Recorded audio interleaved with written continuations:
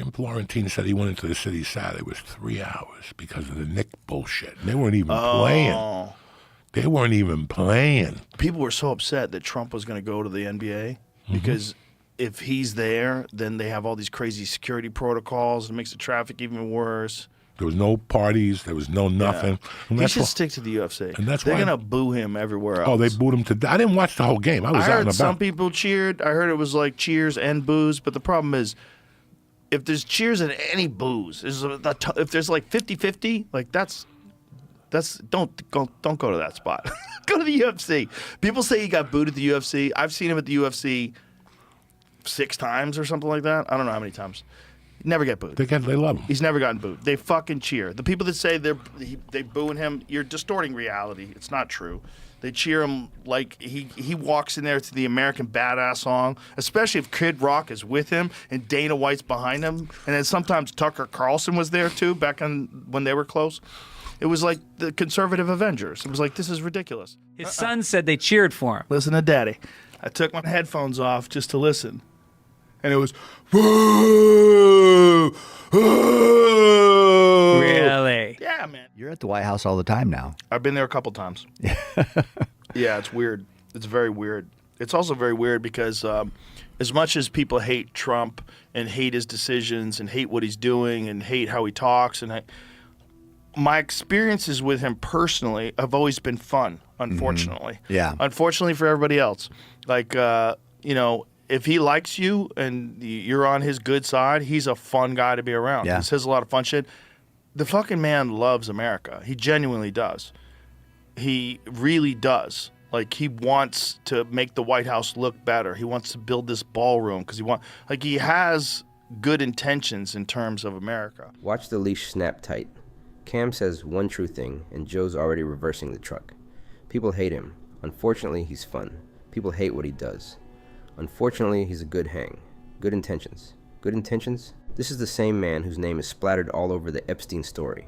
The years of friendship, the parties, the photos, the flight logs the whole internet has seen. The same files Joe spends this very episode screaming to have released. So which is it, Joe? You're begging for the Epstein files to be opened, but the guy who ran with Epstein for years has a heart of gold? You can't demand the documents in one breath and write the man a character reference in the next. Pick one, the truth or the invite. We both know which one you picked.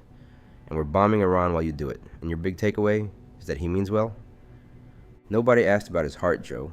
They asked about his decisions, and you sprinted straight to, but he's nice to me. Of course he's nice to you. You're useful. And notice the pushback here. 0. None. The guy who'll grill a comedian for 3 hours about chemtrails goes limp the second the most powerful man on earth is in the chair. The spine only shows up when it's safe. Conor McGregor brought him in for training, like for a lot of his camps. Yeah. Yeah. Are you excited for the White House card? That looks really good. Yes. I'm excited. It sounds crazy. I know it's going to be very high security and high stress and weird to have a fight at the White House in the middle of a fucking war. But I would hope the war will be sorted out by June, but quite honestly, I'm not confident that that's going to be the case. No. Yeah. No. Yeah, so that would be weird. Yeah. Having this very high-profile event where everybody's in one place at one time right there. I hadn't thought of that. Yeah. Yeah. So you're not excited to be Well, there? that seems like Yeah. it seems like you're asking for. Holy shit. Yeah. And then he says it himself and doesn't even flinch. Weird to have a fight at the White House in the middle of a fucking war. He knows. He says it out loud, and in the same breath, yeah, I'm excited. Excited for what? The war? The cherubs? You can't be the worried guy and the hype man. In one sentence, Joe. Pick a lane. Oh, he did. The one with the cage side seat. And here's the tell. He had the exact moment to push, to ask his buddy Dana why we're staging a circus on the lawn mid-war, and he let it sail right past. Because the pushback's on a schedule, and now was never on it. I know that's saying because I love watching him. I would love to see him win and go away. That would be That's nuts. the whole point. That's what I said. That would be nuts. If he, It would be that's how awesome. he wins the title at the fucking White House. And that says that's it. I've Yeah. hit my bucket list. The White House thing is odd. I don't like it. I don't like the idea of fighting outside at all. Well, there's problems with it. And then done it too many it's times. June, Yeah. and it's D.C., and we looked it up the last time, like last year, same day, it was 100 degrees. Yeah. Oh That's Yeah. hot as fuck. Then you add the lights. Oh yeah. Yeah, the lights. You add the lights. Yeah, that attracts bugs. How about dehydration? Oh Yep. yeah. Yeah, the bugs are a big one. Go back Gnats. to UFC. Yeah, with all those lights. Yeah, what Go are they back gonna to do about UFC that? 3. See how hot it was. How are they going to fucking do anything about the bugs? Because I know that Dana was talking about that recently. They were talking about maybe using fans. And a lot of people complained about this happening at the White House. But you don't think this is cool? This is, Like, dude, it's how fighting. how could you not like this? This is how fighting. could anyone not? This shouldn't be taking place at the White House. Shut the fuck up. Dude, life is a This- fight. World is a fight. This is Like, incredible to watch. inspirational. It's a wild thing to watch. By the way, how much gold did Trump put on those Dude, walls? it's Look, he's crazy, got dude. gold everywhere. Look at these fucking gold designs. When we were at the Oval Office, first thing I said is I was like, this thing is small as hell. Like when I see it on Right. pictures, it like seems so big, and I was like, but the gold pieces on the wall is the first thing I was like, they dust that shit every day because, dude, it was so clean. Well, he put that up there. Really? None of that was there. None of that was there. He was explaining it to me. There was no gold. I wanted to have gold. He's got a gold cherub, like a solid gold cherub that's above like one of the doors. He goes, if Putin comes, hopefully it doesn't fall on his head. It's like he's got gold everywhere. It's all him. He redesigned a bunch of the things in there. You know, he's a builder, right? yeah. So that's why he wanted to do the ballroom. That's why he wanted to keep it, you know. He likes everything in gold. He's a gold guy. This is the whole man in one clip. Somebody raises a real concern, and Joe's rebuttal is, shut the fuck up, dude. Life's a fight. This is inspirational. Inspirational. In the instant that genius leaves his mouth, where does the most curious mind in podcasting go? The gold. Look how much gold he put on the walls. Solid gold cherub over the door. Giddy. Gushing. Reviewing a man's wallpaper. Like it's the Sistine Chapel. So let me hold up both halves of your own episode, Joe, since you won't. Iran's getting bombed. People are dying. And you, the patriot, the truth seeker, the guy who questions everything, stared at gilded trim on a house that isn't yours, paid for with money that isn't yours, and the only thought your brain produced was, ooh, shiny. Where's the question here? Where's the famous skepticism? You'll interrogate a UFO video frame by frame, but a war palace gets a standing ovation. You said he's a gold guy, and you laughed? A gold guy. So was Caligula, you absolute mark. They handed you a marble palace mid-war, and you reviewed the curtains. I said to Trump, I hope we don't die in a terrorist attack. He goes, we got to go somehow. I That's go, what I what mean. the Yeah, fuck? like everyone will remember it for the rest of eternity. yeah, but no, I'll pass. Sign me up, I'll bud. pass. Better the way it went. Dude, I think the it way it went went is way better. fantastic. That's a way better outcome. Way better. I told Trump I hope we don't die in a terrorist attack. He goes, we gotta go somehow. And they laugh. They laugh. The man who started the war shrugs off the danger of his own ego parade with, we gotta go somehow, and Joe finds it charming. Who's we, Joe? You're leaving in the motorcade. He's leaving in the motorcade. The somehow is for the cops on the fence and the 4,000 people boxed in on the lawn. And again, not a single follow-up. Not, that's a grim thing to joke about. Not, you started this, you tell me. Nothing. Easy to be a daredevil with someone else's life.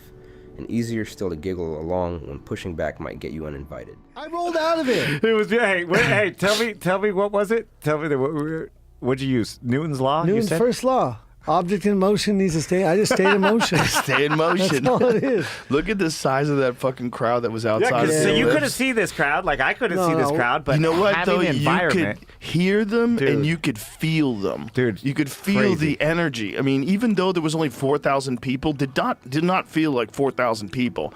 It felt like 100,000 people because all those people were behind us. You know, it was different. How many people were in that place? 85,000 plus. Yeah. It happened I mean, so fast. The size of the group outside was insane. Yeah. I mean, and they're watching on these giant screens and Dude. freaking out. Like a concert. Yeah. When we were at the weigh-ins, it was like, dude, that's what I picture like Woodstock being like. Dude, I looked and I could not see the end of the people. Yeah. Our government, and it's so dangerous what we're seeing. You can like Trump or not like Trump. It doesn't. People are going to like presidents and dislike presidents, but now defying the rule of law because he happens to be the head of the federal government and openly defying the federal government, the repercussions of that are going to be, okay, fine, you can't stand this man, you think he's a terrible president, and you're not going to follow his laws, but that's the new normal now. So when a president gets in that you do support, then the other side, because we've established this precedent, they're just not going to follow his laws either. Right. And now we've eroded the rule of law. And Yeah. and then what happens? The slippery slope is very dangerous. I mean, I was saying that when the ICE raids were going on, because I was like, okay, I am not in favor of illegal criminals being in this country. However, we're setting a very alarming precedent where you have masked, militarized police with no ID that are running around the cities snatching people up. And here, finally, somebody in the room says the real thing. Masked men, no ID, grabbing people off the street, the rule of law coming apart on camera. And Joe gives it the same shrug he gave the cherub. The same, yeah, that's wild, dude. He gives a hot day at UFC 3. Secret police get a nod and a pivot. Now, file that, because this is the man who will go nuclear on Epstein, on JFK, on anything safely in the past or safely about people he'll never have to face. But the kidnapping's happening right now, under the guy he just called well-intentioned. Crickets. His outrage has a guest list, and the present tense isn't on it. Netanyahu says He Trump announced it became the with this first fucking guy. non-Israeli to receive Israel prize. Oh, Trump got a prize. The Nice. first. The first non-Israeli. Announces Trump will be the first non-Israeli to receive Israel prize for tremendous contributions. Yeah, well, hey, they should give him Listen, a fucking prize. You got to make deals. You want to make omelets? You got to crack a few eggs. There's no I'd omelet like coming. the prize. Nobody gets it. There But is- Israelis, I want to be the first. There's no omelet ever coming whenever someone says that. What did he pardon Netanyahu for? I didn't know that Netanyahu was in trouble. Watch the standard flip in real time. Rewind 2 minutes. The ICE raids. I'm not in favor of illegal criminals being here, however. Masked police, no ID, snatching people off the street, an alarming precedent. Beautiful. A real principle. It doesn't matter what the goal is. The means are the means, and you don't cross that line. The ends don't justify the means. Bravo. Now keep watching, because the second it's an Israel deal with a shiny trophy attached, that principle evaporates into thin air. They should give him a fucking prize. You want to make omelets? You gotta crack a few eggs. Crack a few eggs? So at home, no precedent on earth is worth bending the rules for. But abroad, for a deal, for a prize, suddenly the eggs are disposable. And say it plain, because nobody in that room will. The eggs are people. The eggs are bodies. The exact thing that made masked men grabbing people alarming doesn't even register the moment the bodies are foreign and there's a medal at the end of it. Funny how the conscience has a passport, and it only works domestically. The only spine in the room belongs to the guy going, "There's no omelet." And the cherry on top, Joe doesn't even know Netanyahu's on trial for corruption. I didn't know Netanyahu was in trouble. You'll chase a bullet from 1963 across the entire internet, but a sitting prime minister on trial for bribery is news to you? The curiosity is a guard dog that only barks at empty houses. Bark at JFK, totally safe. Bark at the war his friends are cashing in on right now. Heel boy. Push back on a schedule, and that one's never on it. Even attempt to do this very comprehensive process that you do with all other subjects, where you look at the human angle. You look at these people, the conflict, how did this get started? It's not there's good people on one side and there's evil people on the other side. No, there's genuinely just human beings. And there's horrible circumstances, and then there's evil people who lead these people in horrible circumstances to do evil, terrible things. And people are tribal, and they can buy into all kinds of crazy ideas and go forth and do horrific atrocities and believe that God is on their side. This is a part of being a human being that has existed fucking forever. But in our culture, in our media environment, where everybody is rightly so terrified of anti-Semitism, because there's real anti-Semitism out there. And real anti-Semitism is horrible, just like real racism is horrible. The problem with calling everything racist and everything anti-Semitic when it's clearly not is that you diminish what that word means. You're essentially crying wolf. You're doing it in ways where rational, logical people who know your work have a very good argument against it. Like, this doesn't make any sense in the context of which it was said. If you look at the body of his work, if you look at how he talks about things, this is how he approaches stuff. This whole being provocative is part of what you do. It's part of what makes the audio come to life in these podcasts when you're talking about these moments in history.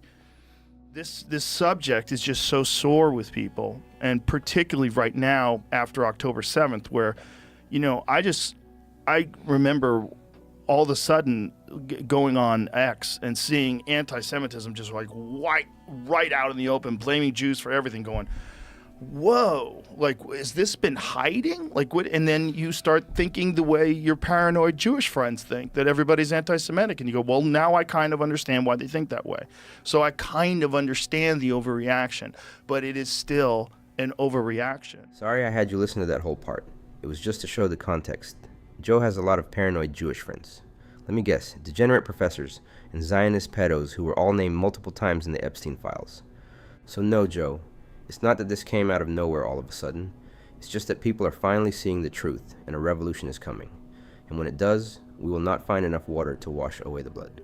Waiting in that. Well, sometimes it's like you just get fed up. You're like, where the fuck are these Epstein files? Yeah. Who the fuck is this? Why is this redacted? Where is it? Who the fuck killed JFK? Right. Like, come out with it. What the fuck? Who fucking killed Charlie Kirk for real? Yeah. Like, what is that? Why is that fucking story so clouded in mystery? And why did they pave over the fucking ground right after the shooting? What the fuck is going on there? See, now you're making me in a bad mood. But it's easy to do. And then, for 9 glorious seconds, the old Joe breaks loose.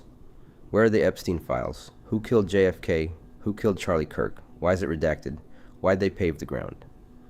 For 9 seconds, you remember the guy who built an empire on not letting go. And right on cue. See, now you're making me in a bad mood. There he is, the whole man in one line. But hang on. Rewind 10 minutes, Joe. You want the Epstein files released. You're furious about it. And the man you just called well-intentioned, the gold guy, your good hang. His name is woven right through that same story you're demanding to see. You want the documents open and the prime suspect canonized in the same hour. That's the contradiction the whole show is built on. And look which questions he actually lets fly. Old murders, cold cases, files from administrations long gone, all safely in the rear view. The instant a question points at the room he's sitting in. The war, the friend, the gold, the Epstein of it all. The curiosity clocks out and bad mood clocks in. He didn't lose it, folks. He scheduled it. 30 pieces of Spotify silver, a palace full of gold he's not allowed to ask about, and pushback that always skips the present tense.